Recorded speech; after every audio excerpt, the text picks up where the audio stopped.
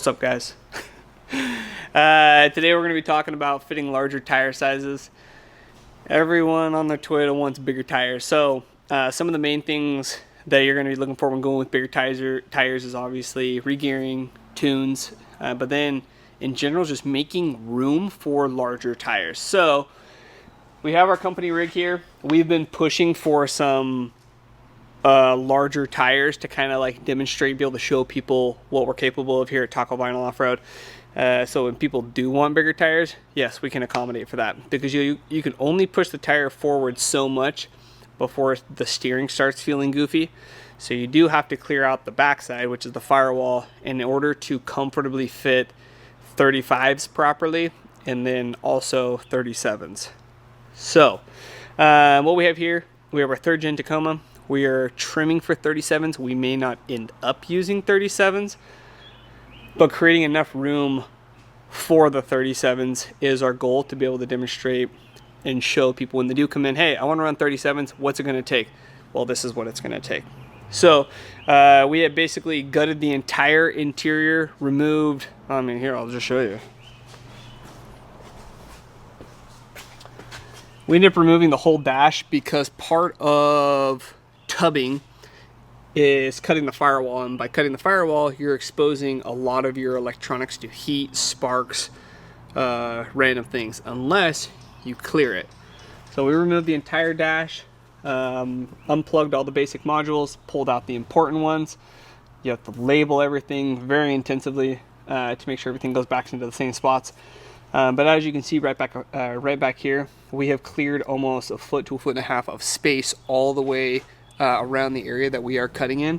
Then we also have a fire retardant blanket that we do drape over all the electronics, so that when we do go in this deep, all the electronics are safe and we don't have to worry about dealing with shorts or a wiring bug or just the stuff that takes time to fix, when all you want to do is make some room for some bigger tires.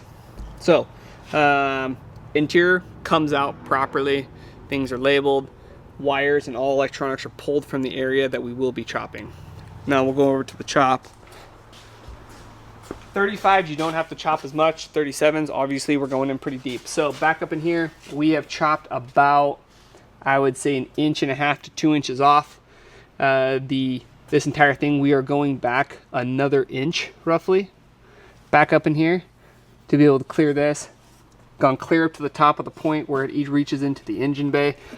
This is very, very thin metal, so welding to it isn't very friendly. So we actually TIG weld all of our plating back on. This is just the rear. We also got a cab mount relocation is technically required, but because we did such a deep mount chop, we are actually just going to finish chopping this off and flatten it down, because this truck does have long travel, which pushes the tire out an additional 3.5 inches, so we don't have to do the relocation. Then it's good going up and down, but then once you start turning, all of this is going to have to be removed. So we are relocating the battery back behind the driver's seat and running a new power wire. This stuff will all be cut out, tubbed, so that it's still protecting all the interior stuff. Once we're all done, the back will be tubbed, the front will be tubbed, and we're gonna have to do some more bracing. But basically essentials to run larger tires is you're clearing a lot of space, you're re-gearing, you're probably tuning, you're probably gonna want to do some like spindle gussets, cam tab gussets, and a few other reinforcement parts. So 285 75 is like your basic lift that you're not going to rub on anything. Then you're going up to 35s, which require typically a cab mount chop and an SPC or an upper control arm to push it forward.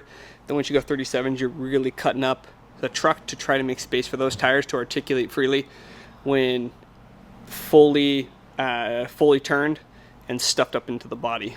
So we're going to be showing more of that process in this video, kind of like updates, because it is kind of hard to show process by process because it is kind of a dirty process. And then once we kind of like get everything, start TIG welding back together, we're going to seam seal everything, paint it. We will also be trimming our fiberglass fenders and then putting everything back together testing all the electronics, and then reinstalling back into the interior so that we can whip this guy around up in the mountains. So if you have any questions, comments, likes, leave them down below, and we'll try to get to those. Other than that, make sure to like and subscribe. Thanks.